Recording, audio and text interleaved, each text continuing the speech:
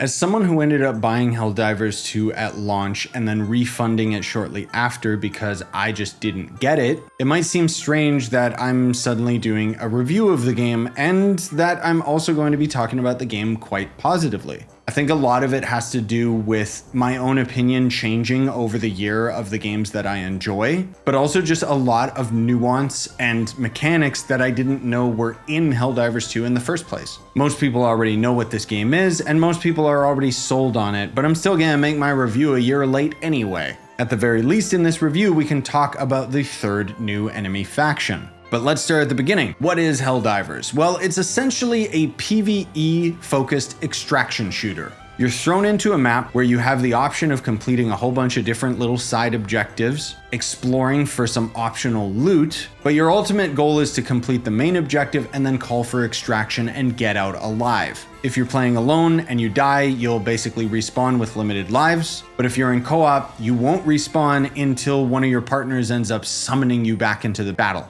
And the entire progression of the game involves you getting these various rewards for completing all of the side objectives and finding loot so that you can ultimately unlock more stratagems. These are basically like your temporary power-ups, either power weapons or gigantic turrets that just decimate the battlefield. They all actually have their strengths and weaknesses, and what really surprised me was the different build variety this game offers. In particular, your body armor will drastically change the way that you play the game, because some armor is resistant to explosives, or my personal favorite is the stealthy armor that makes it so that you can sprint a lot and enemies don't detect you that much. But the game didn't immediately click for me. There was a lot of little details to the guns and the animations that helped to immerse me in the world, but when I really started to get sold on the game was when I started to realize the difficulty scaling didn't just inflate enemy health values, it actually changes the game. This is a meaningful difficulty scaling. When you're playing on the lowest difficulty, you'll barely have any enemy resistance and barely any objectives to complete. But the higher the difficulty, you'll end up running into more enemy patrol patterns, new enemy types that you can't fight in the lower tiers, and some more complex mission variety. And where this game really shines, in my opinion, is the fact that the environments are so varied and each of the different enemy factions are completely different to fight. First of all, you've got the bugs, and this is just Starship Troopers. The bugs are very fast, very vigilant, and there are thousands of them. That doesn't mean they don't have their own special chonker units, but as you progress through the game and level up, you'll end up getting better weapons to fight them. I'd say that the bugs are kind of the standard Helldivers experience. It's not bad by any means, but if I'm being honest, the bugs are what turned me away from the game initially. Now I actually really appreciate them. The fact that the heavier units will actually have almost armor-like carapaces that you can shoot off of their body is a really nice detail.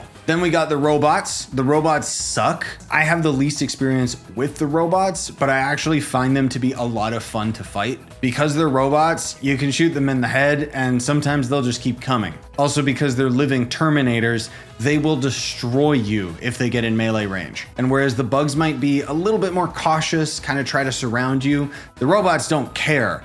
They will just go in a straight line to kill you. And then we got the third new faction, which is basically the zombie horde. The way that these guys work is actually more like a stealth mission. They basically have these security drone bots that can detect you and call reinforcements in. And while the horde is really, really dumb, they will just keep coming and they don't stop coming and they don't stop coming. There are a lot of them, and their elite units are nothing to be trifled with. I remember my first time fighting one of the tripods that just made me feel like I was playing a War of the Worlds video game. One minor gripe is because of the type of game that it is, whether you're playing solo or with randoms or with friends, it's one of those games you gotta kind of lock in for the entire round. Like you can't pause and walk away or continue your progress later. If you're efficient, a match can take 7 minutes, 20 minutes, but some of these matches will go on for 40 minutes or an hour. It's not a negative against the game, I'm just kind of giving a warning. Now, another big positive note about this game is the battle passes, aka the war bonds. They don't go away, so there's no FOMO, and technically you can earn the cash shop currency for free.